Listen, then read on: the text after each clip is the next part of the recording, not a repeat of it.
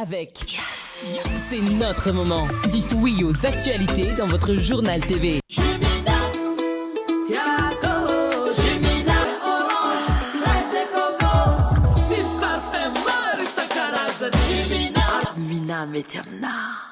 Manolotra ho anao ny vaovao.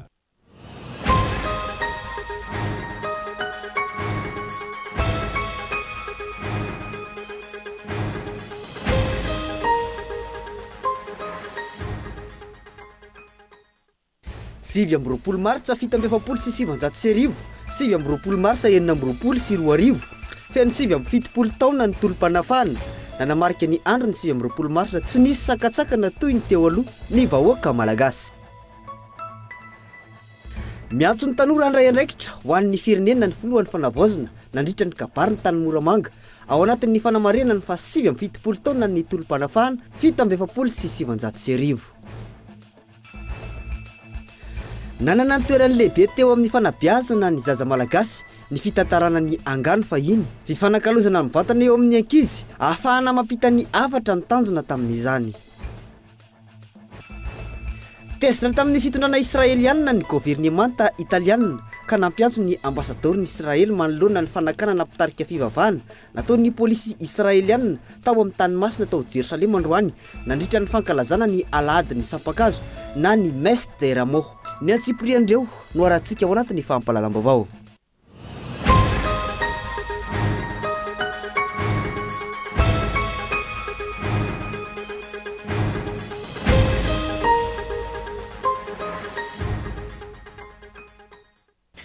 Manatitra ny arahaba tompokilasy tompobavy manaraka ny fahampalalam-baovao ny Kolo TV amin'ny ity alina ity asainay ampanajana ianao anaraka ny fahampalalam-baovao hatramin'ny farany araka ny efa hitantsika tao anatin'ny lohateny ny vaovao teo fa sivy amby fitopolo taona ny tolom-panafahana nanamarika ny andro ny fa sivy amby roapolo ny volana martsa tsy nisy sakatsakana toy ny teo aloha ny vahoaka malagasy ho an'ny anio nizy moa ny fanateram-boninkazo sy fanolorana solombody akoho sy fanomezana no natao teny Ambozatovo sy Mozole teo ihany koa ireo seho maro isan-karazany toy ny soraty. Andeha rahantsika ny antsipriam-baovao makasika izay etiny Entsora Soary Malala. Sivy amby roapolo ny volana martsa fito amby efapolo sy sivinjato sy arivo, fa sivy amby roapolo ny volana martsa enina amby roapolo sy roa arivo, fa sivy amby fitopolo taona ny tolom-panafana nanamarika ity andro ity avokoa ireo faritra rehetra manerana nosy, andro antserovana ireo mahery fo ny Madagasikara ny ady ho an'ny fahafahana.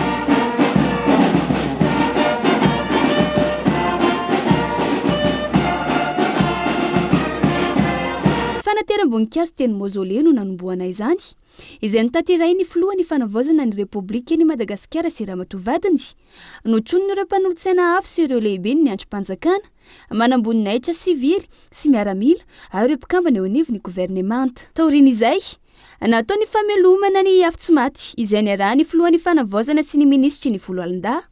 Afi-Tsimaty izay midika fahatserovana tsy ho levona, maneho fa mitoetra mandrakizay eo ampon'ny malagasy ny tantara sy ny sorona nataon'ireo mahery fo, fa ihany koa manambara fa hiainana ny fitiavan-tanindrazana sy ny finiavana hiaro ny fahafahana.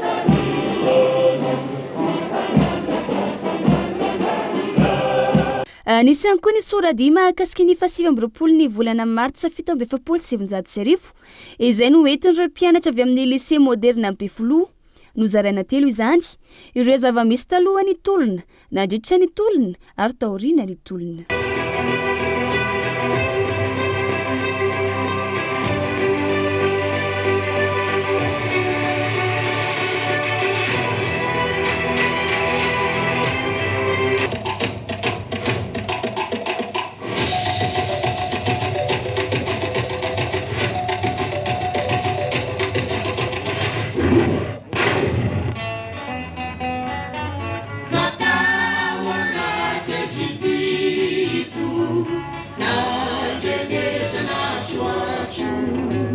Ny tota amin'ny fanolorana solombody akoho sy fanomezana ho an'ireo akanga sisa nanomborana nanatrika sy ny aina tao anatin'ny tolom-panafahana fito amby efapolo sy sivinjato sy arivo.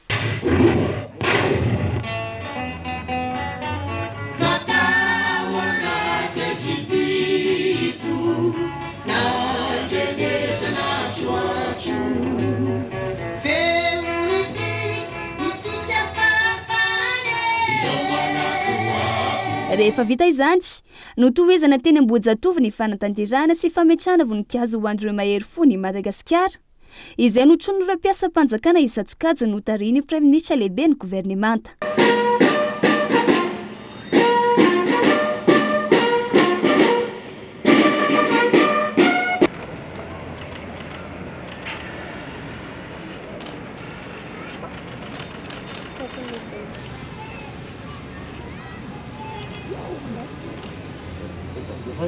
Ny to tamin'iseo toy ny tononkalo sy antsapiderana nanafanana ny lanonana. Daty iray manatantara ho an'ny gasy manontolo ilay 1900 taona 7 7 martsa no andro nofinity nanovana ny tantara na noerana antidy ny rehetra no nioko fa feno ny kapoka nanotra mitsagana ny rotra ritrotra nandahan-kitsy rano ny baiko ireo voanjo fefalohan'ny fanompena fanadivozany sama. Ny to tao Moramanga ny fanamariana izay notarihan'ny filohan'ny fanavaozana ny Repoblika ny Madagasikara.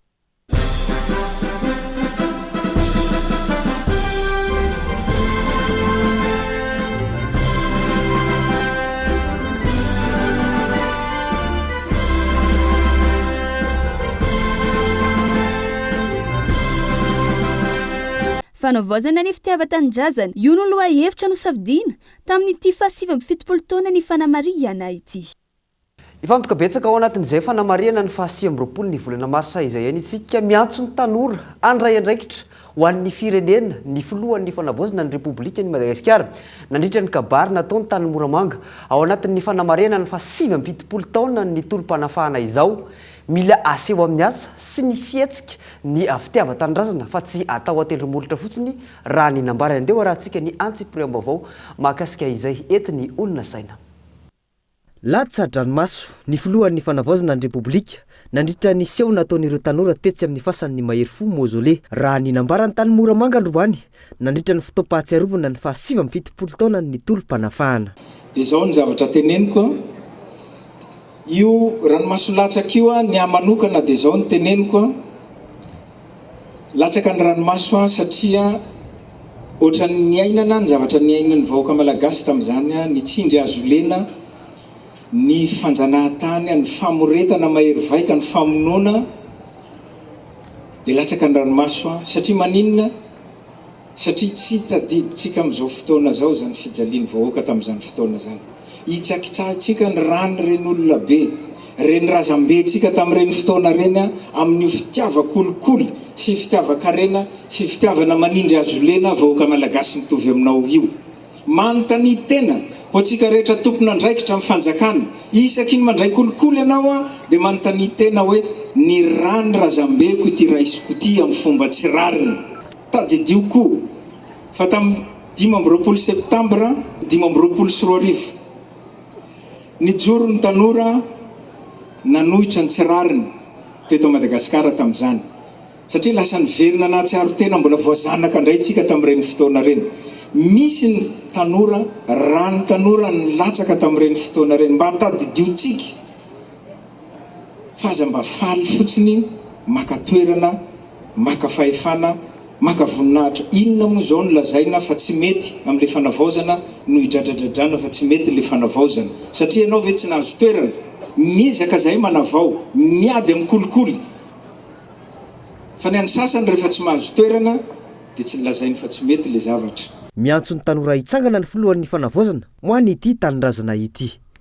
Avelao ny tanora ny sehatra avelao ny tanora ny hitondra n'io parti politika io avelao ny tanora ny hitondra ny fanjakana io fa lasa mandeha lalakafa ny fitondrantsika ny eritreretantsika an'ilay fanavaozana mijorory tanora mijoro an'ity tanindrazana ty fa za manaiky ilay vidim-bola dia manao fanambarana ny amin'ny Facebook zavatra tsy mandresy lahatra anao akory ny ataonao fanambarana ny amin'ny Facebook mahaiza sarom-piaro an'ity firenena ty nareo arovy ny tolona nataotsika manentana sy misarika ny saitsika hatrany ny tenako andao hifantoka amin'ny fampandrosoana ity firenena ty isika andao hifanoana sy fanometanana tsy anaiko zarazaraina amin'ny fandranitana sy ny faminganana ara-politika. ao anatin'izay fanehoana ny fitiavan-tanindrazana izay hisy fanatsarana mandritra ny hiram-pirenena atoato. Hanao fanambarana zahay atoato ofisialy fa ny miaramila irery ihany no manao jeriatrika rehefa mandeha ny hiram-pirenena fa itsika vahoaka malagasy dia mametraka ny tanany eo amin'ny fo. Zay ny zavatra horaisinay manomboka masin'androandroany mba ho fanomezanay voninahitra ny rany razambetsika izay latsaka tamin'ny 1770 ny 7 martsa. Ny kolokolo ny fototry ny ratsy rehetra mahatonga ity firenena ity amin'izao toerana izao raha ny fanazavana. Tsy hitsitsina ary tsy ananakavana ny ady amin'izany ho fampandrosoana ny firenena, tsy avery momboka ny rany ireo tia tanindrazana lavo tamin'ity firenena ity. Izay ny ankon'ny tany Moramanga fa sarotra ny ho tonga any amin'ny fanavaozana ny Madagasikara. Na isy fanamarena foana aza isa-taona raha tsy misy ny fitiavan-tanindrazana hoy kosa ny solombavambahoaka avao amin'ny boribory tany fahatelo nandritra ny fanamarena ny andro ny 25 ny volana Marsa. Irina mba tsy ho fanamarena fotsiny ihany fa mba isy vokany amin'izay hoy kosa ny mpikambana avy ao anivo ny MMM. Andeha horantsika ny antsipriam-baovao makasika izay entiny Entsora Soarmalala.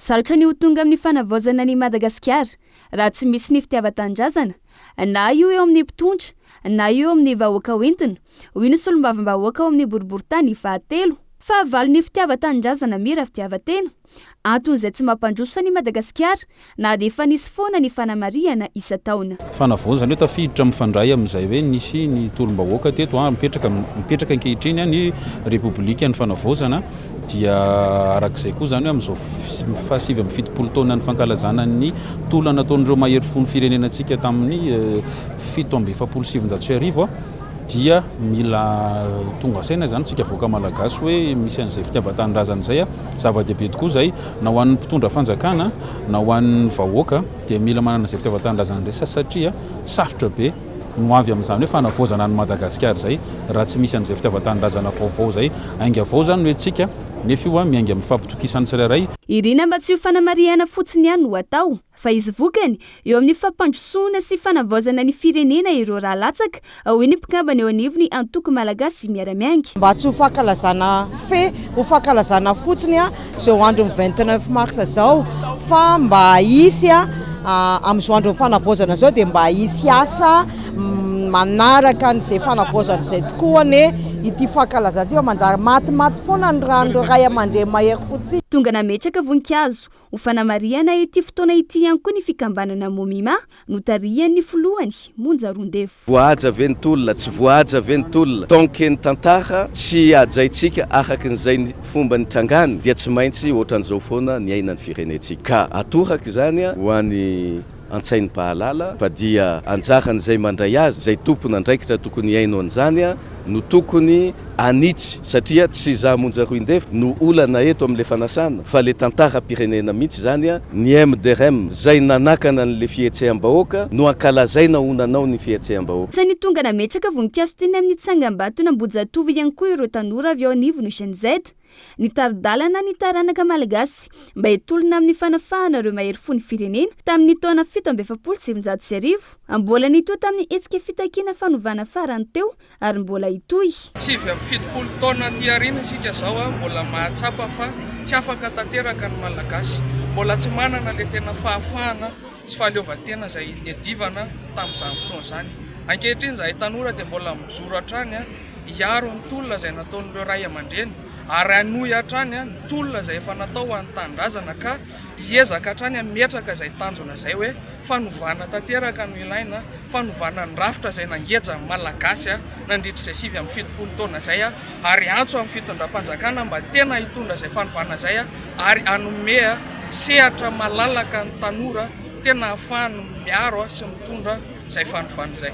Fahaserovana ihany moa zany ny daty androany satria iarahantsika mahafantatra fa nisy tokoa ireo tolom-panafana izay ny matimatesan'ireo ray aman-dreny malagasy tany amin'ny taona 1770 sy arivo tany izay niandrandrana fahafahana, niandrandrana fahaleovantena, ny zavatra misy dia ny firenena androany zany aloha dia mbola ao anatin'ny fahasahiranana, ao anatin'ny mbola tsy fahafahana tanteraka zany hoe mbola tsy tena tafaverina amin'ny malagasy izany tena fahaleovantena izany ka izany indrindra no atao hoe antony nahatongavanay eto.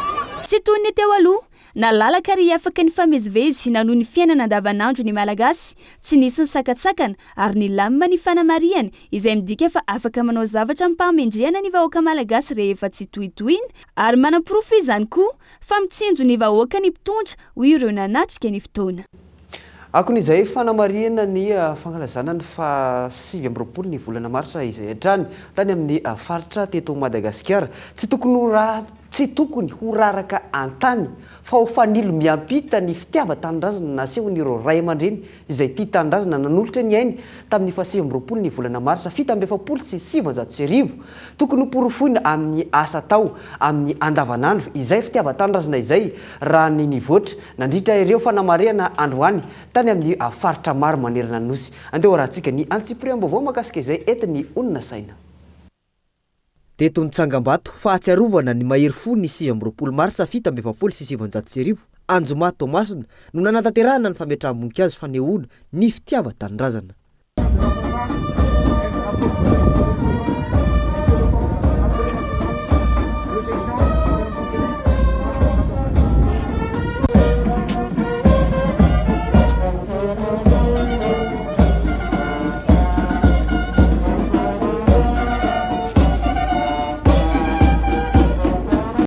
Anao ry malagasy abako monina eto Tomasina mba hifikitra sy irehare amin'ny taninao anasoa sy hikatsaka izay ahatsara sy ahateonina ary indrindra ampandroso azy anaty fanajana fandaminana sy fandrindrana. Ny fandraisanao andraikitra dia antoka ampahomby ny fampandrosoana ny tanànantsika. Fa ny fitiavana-tanindrazana koa dia miantso fitiavana ny mponina ho aminy satria ny olona no fototra sy antony fampandrosoana rehetra. Teto Ambositra nanaitra ny tanora ny solotenan'ny Bekotro Marolatra haneo hampiredareda ny afo ny fitiava-tanindrazana. Tsy mora ny iainana ny tolom-panafahana raha ny fanazavana. Dia lalana rozory anay dia sy avy eo lalana anakateritery eo dia nipoaka ny vady ny basy ny vazaha hitatatady ny militireezy dia tsika lefona dia ny lohalahary natao zay dia maty ny basy natao ny vazaha dia ny verina indray ny tavoan'ny basy ho atao fa tazata fa maty eo ihany voy ihany andao. Nanana ny tantarany tamin'ny tolona 7 marsa 770 ihany koa ny lalamby FCE. Arak'izany tsy namela ho nandalo fotsiny ny andro androany ireo tompona andraikitra isan'ny tokony tany an-toerana fa nanamarika izany andro manatantara izany. Mitaky toetra amintsika rehetra izany fanavaozana ny fitiavan-tanindrazana izany, mitaky fivahan-toetraina, mitaky ny fomba ampanao ary mitaky ny fahamarinana sy ny rariny mba hanjaka amin'ity firenentsika ity. Mitaky ihany koa ny fanarahana ny fanjakana tanàna sy ny fitondrana tsara tantany mba hampandrosoana tokoa amin'ity firenena mandanantsika ity. Ka no raisitsika modely ireo mpitolona tamin'ny 1947 dia mba tena ho tia tanindrazana tokoa ny isika manakavy kiara mampandroso amin'ity firenentsika ity. Fitiava-tanindrazana reindro isa-taona farafahakeliny izany teny izany ny andro ny 7 marsa toy izao ary ny 20 ny volana Jona. Move tena nipaka sy ny ainan'ireo mpitondra ny fandimby tokoa izay fitiava-tanindrazana izay raha eny nahoana n'izao ny toerana misy any Madagasikara ankehitriny. Ny vahoaka ihany koa ve tena sarotiny ka sahaneo izay fitiava-tanindrazana izay amin'ny fotoana rehetra sa ny hemotra rehefa nisy ny sakana amin'ity fanavaozana ny fitiava-tanindrazana ny loha hevitra ka engane ho samy anavao ny fitiava-tanindrazana izay ny malagasy rehetra tsy ankanavaka na ny mpitondra na ny vahoaka entina ka isy akony amin'ny fiainam-pirenena izay fahenona ny fitiavana ny tanindrazana izay ary olova soa any ny taninjanaka. Mbola lafim-baovao mahakasika izay fanamariana ny fa 7 ny volana marsa izay rany tsy tokony andro fanamariana na fahatsiarovana fotsiny ihany no anaovana ny fanamariana isaky ny daty ny 7 ny volana marsa fa tokony anehoana fietsika amin'ny fomba fitiava-tanindrazana ireo mpitolona tamin'ny taona 770 izay niady ho an'ny fahafahana sy fanavotana ny firenena ka tsy tokony avela ho toy ny ranoraraka. Andeha rahantsika ny Antsipriam-baovao mahakasika izay etiny Eloagaba. 4 taona ira ny voarso Jeannette tamin'ny taona 770 nafantatra fisiany ady fa tsy nahalala ny zavanisy taty ivelany nandritra ny tolona najanona tao antrano teto Antananarivo izy nitezany zandry ny raha ny fanazavana. Efa ela be dia ela be kosa aloha amin'ny zandry nitezany zandry mbola kely zareo lehibe niady mandeha milahatra amin'ny reny lehilahy reny. 20 taona kosa ira Kotomalala Joseph tamin'izany fotoana isan'ireo miaramila ny tambasy nandritra ny fifandonana ny rainy avy any Nosbe anala no fiaviana fa tao moramanga ry zareo no niatrika ny ady tamin'ny 7 Martsa 1770. Nana tsy solatsony tamin'ny faritany misy agny fa agnaty alagny daholo mipetraka matahotra. Mbola tsisy fahaleovantegna zany. Dia ny fitologna ma dia efa vita efa amin'ny mpitondra fanjakana zao ohatra zao fahaleovantegna antsika vaovao zao. Nilaza ireo Bekotro maro olatra fa vita ny adidin'izy ireo raha ny resaka tolom-panafahana sy ny tolom-piavotana ka apetraka amin'ireo taranaka atiorina ny fanohizana ny tolona sy ny fitakina ireo tsy mbola tomombana eto amin'ny firenena tsy tokony fanamariha na fahatsiarovana fotsiny ity daty ity fa fotoana ihany koa hitakina ny tena fahafahana sy fahaleovantenan'i Madagasikara ho an'ireo taranaka sy mpiaradia amin'ny filoha teoloha Amiral Didier Ratsiraka manamarika ny 5 taona nandozany ihany koa izy ireo ary tonga nanatitra fehezam-boninkazo ho fahatsiarovana azy sy ireo mahery fo niady ho an'ny tanindrazana tamin'ny 1770. Zay zany raha mbola hetsika koa zany fanohanana ny foto-kevitra dia manao ary fantatsika ngamany 5 taona androany nafatesany ny Amiral Didier Ratsiraka zay moa zany nanaraka formation hatramin'ny fahakely tao anatin'ny foto-kevitra fa Ratsiraka isiny mampirisika atsika mpanao politika malagasy mba samy hay aka lesona oka ny tsy nentina atao tany aloha mba tsy averin'ny zay mandimy manaraka eo. Isany namarika ny lanonam-pahatsiarovana androany teny amin'ny fasan'ny mahery fo na mausolée teny Ambohitsaina ny fisiany fampisehoana nataon'ireo mpianatra izay ny fony hevidalina ho an'ny prêtre tanindrazana. Tonay dia fanovaina ny toe-tsaina tsirairay avy matomboka any aminay ankizy le izy ny toe-tsaina ny tiana resahana tsy hoe tsara ny kolontsaina hafa fa mila miezaka zany mankafy an'ilay atsika mihitsy satria io nefa antony tolomana hatramin'izay fa ny tena marina tokony hankalaza ny isan'andro tsika satria raha latsaka le izy ainana fo le izy tokony ao am-potsika foana le izy isan'andro dia tsy mety maty ny hafa ao am-potsika mandrakizay dia tanintsika mba tsy hanaro ny fomba malagasy aloha voalohany indrindra dia faharoa ho tena tia ny zavatra vita malagasy dia farany tiaviny tena anao fa gasy ianao.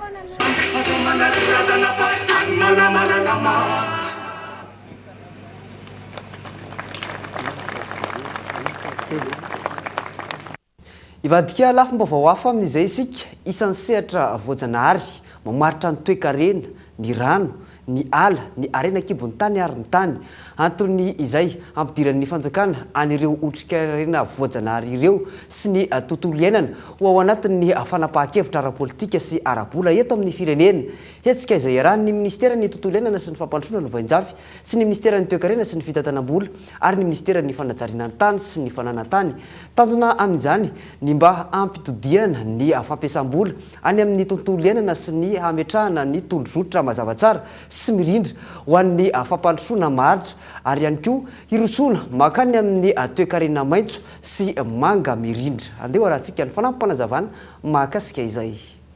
Inona le valeur ataontsika hoe biofizika zany raha miteny fotsiny tsika hoe ny ala inona mety hoe tombontsoa azo avy amin'izany ala zany aika ny ala mitondra rivotra madio aika ao anatin'io ala io mipetraka le ataoko hoe loharano manondraka tany sy ny tambary sy ny tampamokarana rehetrarehetra dia eo amin'le resaka hoe valeur monétaire zany zao ny ataontsika hoe defingeza be ao anatin'le izy teknika ahafahana tena hoe mampiditra an'izay otrikarena voajanahary zay ao anatin'ny fanapahan-kevitra politika miverina foana moa zay fanapahan-kevitra politika ekonomika ary koa ara-bola tsy ny tontolo iainana ihany fa raha miresaka fotsiny tsika zany hoe mifahajariana ny tany ao anatiny raha mitenytsika ao anaty ao koa hoe ataontsika fotsiny raha sika ohatra secteur ny forêt ao anatin'le izy mampiasa ny aly zany ahoany zany mitenytsika koa ny secteur fiarovana zany ao anatin'izy ohatra hoe ny resaka conservation fotsiny mpitrandrahana zany hoe mila arindra zany reo rehetrarehetra reo ary mila fomba fijery iraisana ao anatin'izay tena hoe fanomezana tombam-bidy satria tsy afaka miain'le tena tombam-bidy sy andrain'le fanapaha-kevitra tsika raha toy zany ka mbola hoe mifanipaka amin'ny fomba fijery. Iny lafomba voany ihany koa ny antsika amin'ny sety vetivety atao anatin'ny adoka vetivety antsika mipita ao anatin'ny tapany faharoa ny fampahalalam-baovao amin'ity alina ity. Asaina ianao tsy saraka amin'ny Cool TV.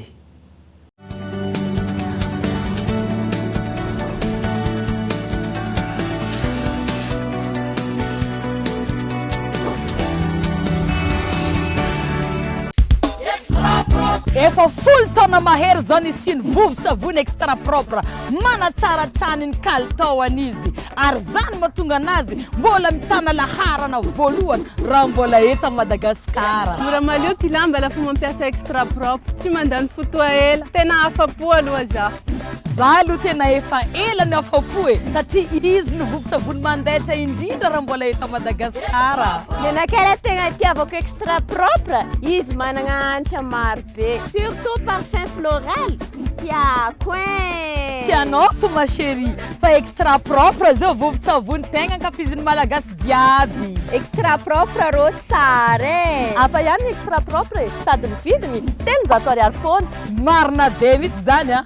Rehefa hoe vovo-tsavony zany de fa hoe extra propre tompiny fahadiovagna. Jumina tiako Jumina mangala etaitanaka manala etaeta itanao mpivatraretraretra meilleure qualité mitondra vitamine C. Jumina ny goût-tegna naturel tsy pirate fa tegna réel. Parfum orange, fraise et coco sy parfum maro isan-karazany. Jumina avy roche amle tegna torche mina mety amina. Zay mila fotoana bobaka koko ikifena net. Zao de zao hely hoanina 1 giga ny mety aminao. 1 giga be zao 500 méga mandritra ny tontolo andro ary 500 méga azonao ampiasaina manomboka amin'ny folo oraly hatramin'ny enina ora maraina. Arivo ariary foana nefa 1 giga isanfena amin'ilay azy. Tsindrio aingana ny dièse 322 étoile 64 dièse na midira amin'ny super app Yes et moi. Oh oh yes.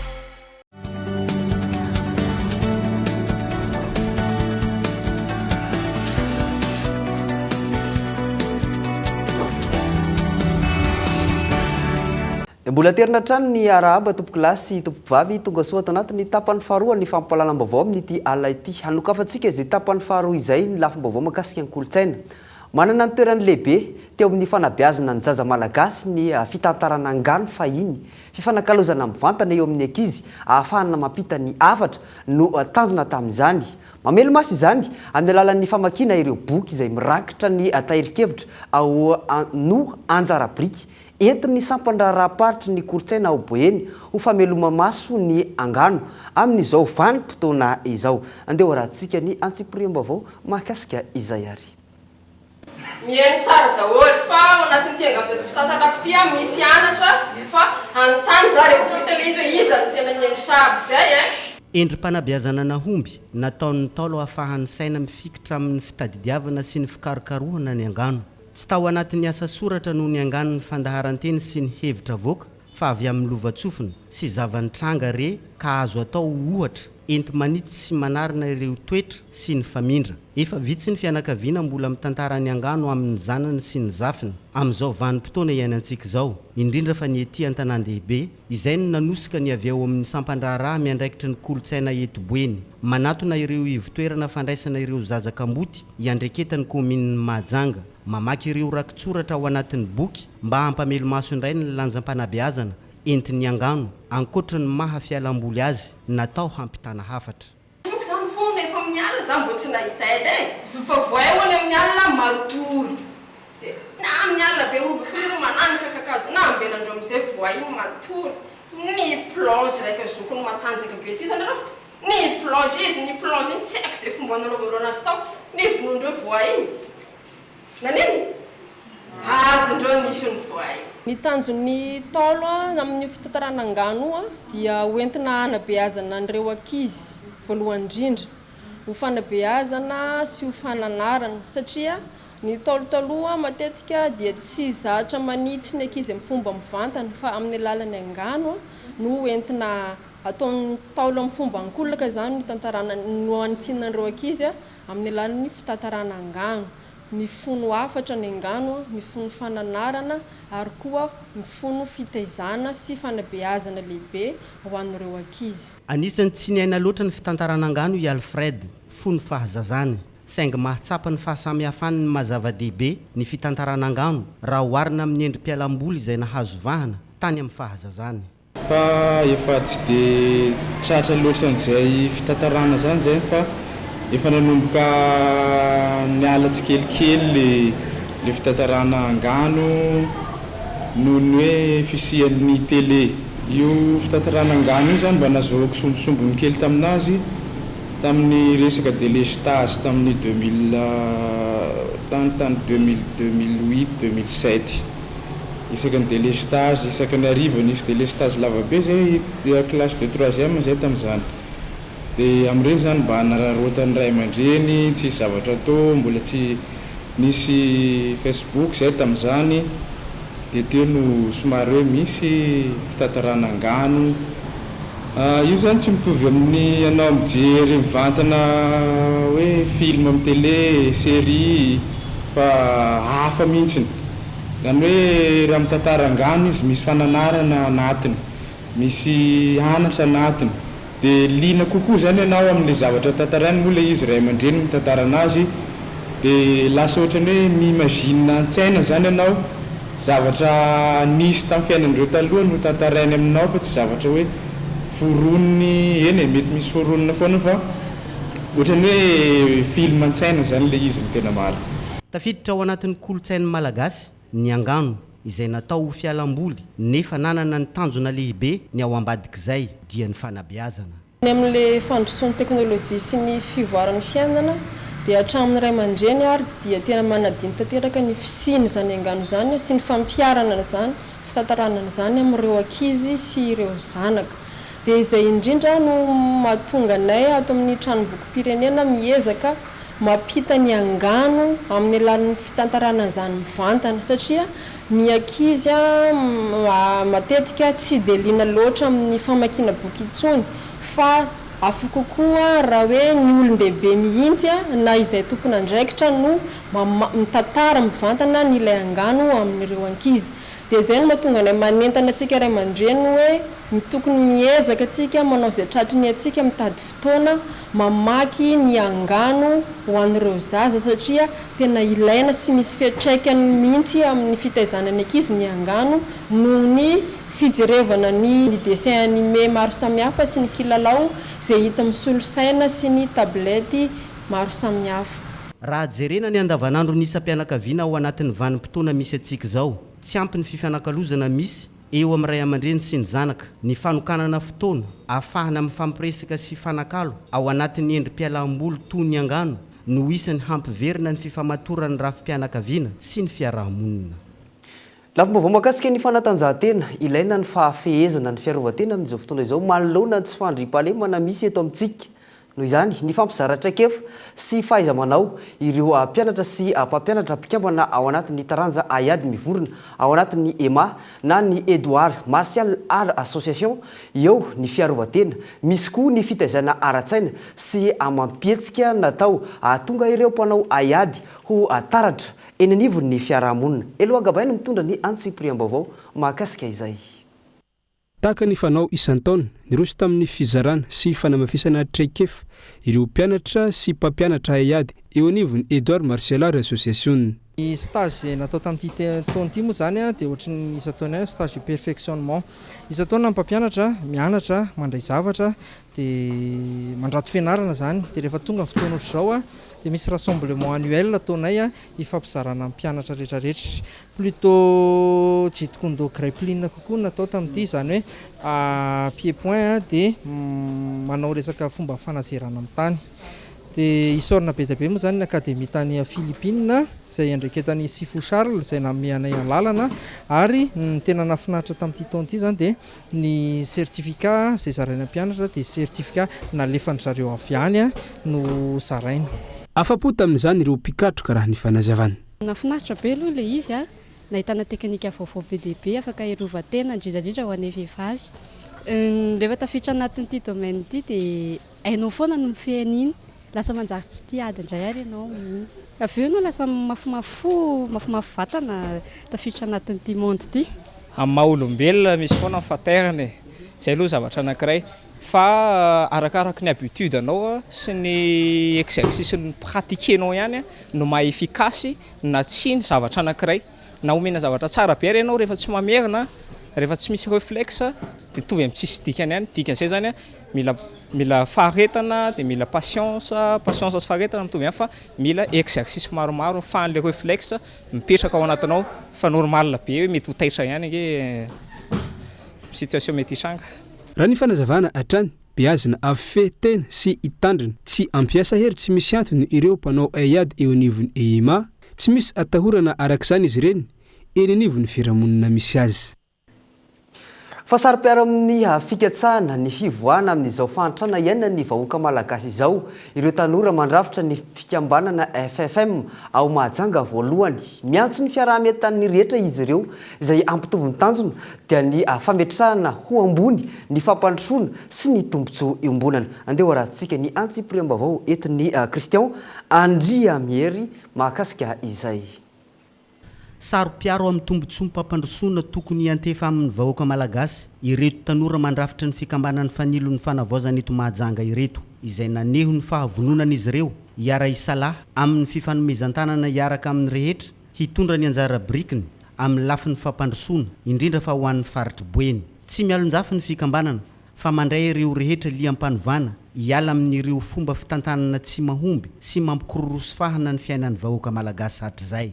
Ny olona rehetra dia tokony hanjay anjara avokoa misalahy ao anatin'ny fanavaozana izay ary indrindra ny teny indrindra fa ny tena mahasarotana anay dia ny olona izay zatra lalan-jiriny sady zatra manao-kontana zatra zavatra tsy milamina eto amin'ny firenena ka izay indrindra no antony misy an'izao fikambanana izao mba hampirindra tsara ny amin'izao vanim-potoana ny fanavaozana izao mba tokony hanjay anjara avokoa ny olona rehetra isaka ny sektera atao isaka ny sektera ilay izy amin'izay mba tena mipaka ananivon'ny olona tsirairay avokoa ny fisian'ity fikambanana fanilo fanavaozana ny Madagasikara. Fandraisana andraikitra raha nasa mivaingana no ilaina ho izy ireo ka tokony hiray feo ny rehetra hiaro ny tombontsoa ny vahoaka. Nisy zao teo ny gouvernement nisy gouvernement tena andrisany efa bolana nefa ireny ministre ireny nefa hatramin'izao mbola misy tsy mahavoatenjy taleparitra hoe tena anatin'izay fanavaozana izay tokoa hoe ireny ministre izay nisorona reny fa amin'izao fotoana izao zany tena hiara isalahy izahay hifanampy amin'ireo ministre mba tokony hanana collaboration aty amin'ny district na région ny ministre tsirairay mba hafana manafaingana ny asa rehetra na ny fanenjena taleparitra zany na fanenjena ny olona rehetra isantsokajy. Ny asabotsy fa 20 ny volana martsa teo no nanolorana tamin'ny fomba ofisialy ny mandat iasan'ny birao vaovao mandrafitra ny FFM ny Mahajanga voalohany reto izay nitrono ny solotenan'ny birao nasionaly miaraka amin'ireo mpandrindra ny FFM ato anatin'ny faritry boeny.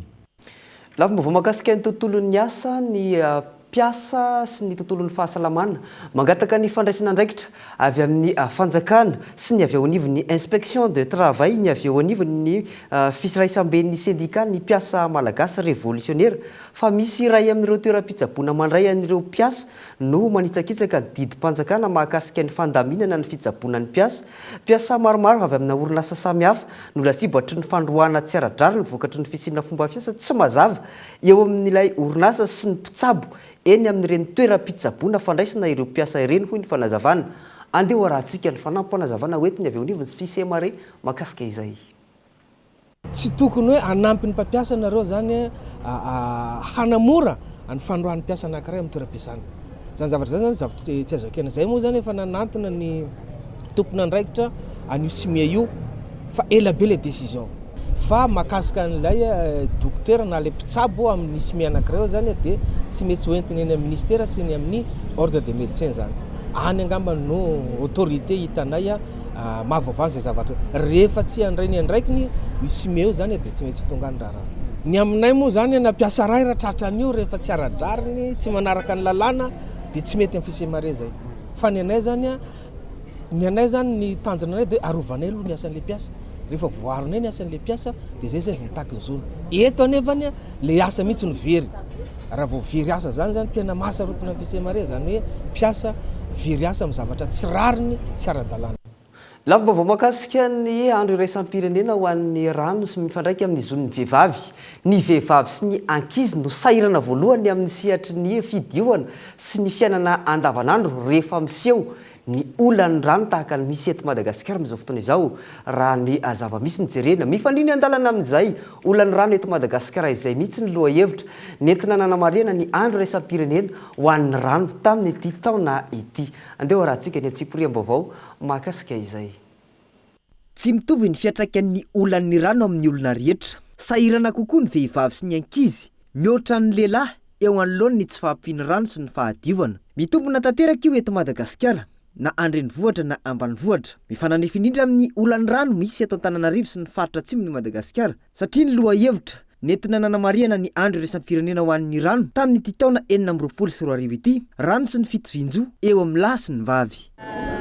Eau et genre ny thème ny journée mondiale de l'eau tamin'ity taona ity izay ankalazantsika isaky ny 29 marsa isan-taona. Dia ao anatin'izay zany dia misy jerena resaka miralenta ary amin'izao dia arak'ilay teneniko taremarika voateny teo hoe 7.7 isan-jato ny vehivavy sy ny ankizivavy no maka rano ao tokantrano, mitondra an'ilay rano ikarakarana ny tokantrano. Dia ny 2.7 isan-jaton'izay dia ny lehilahy sy ny zatovolahy. Ataoko hoe taremarika anankiray zay hoe efa tsy fitovizana zany amin'ny resaka miralenta amin'ny fisatrahana rano. Notanterahana ny faran'ny herinandro lasa teo ny fampahafantarana ofisialy ny fisian'ny vovonana ireo vehivavy mivondrona ao anatin'ny plateforme Women in Moas sy ny fanolorana ny amboara ho an'ny vehivavy mpandresy sy miendrika indrindra tamin'ny fifaninanana andiany voalohany tamin'ny Africa in Moas Awards izay natolotra ny voary Rakoto Velomanantsoa mpitarika ny vovonana.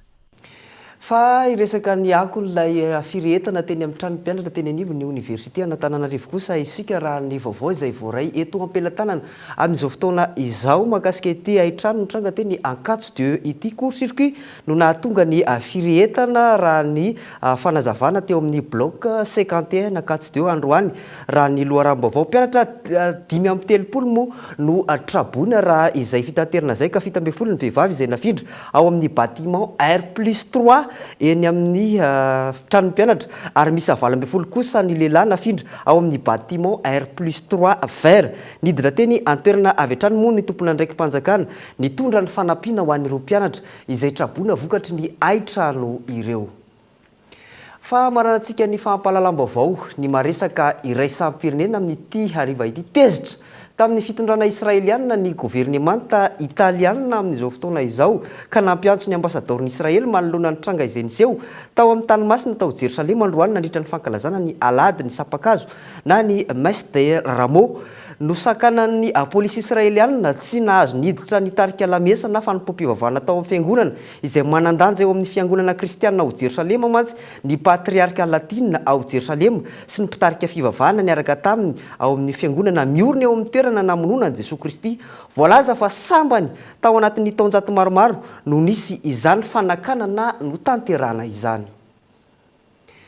Dia iny ihany koa ary tompoko lahy sy tompoko vavy no antsika manakatona ny fampahalalam-baovao tamin'ity alina ity isaoranay ankasitrahanay no nanaraka izany hatramin'ny farany. Mametraka ny veloma mandra-pitafary ho amin'ny manaraka indray veloma tompoko.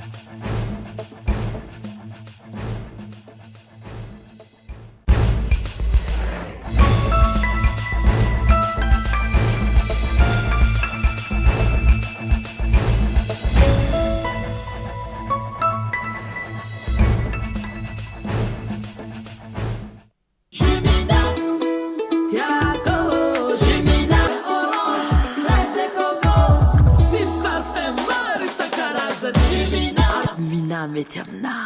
Nanolotra ho anao teo ny vaovao. Avec c'est notre moment. Dites oui aux actualités dans votre journal TV.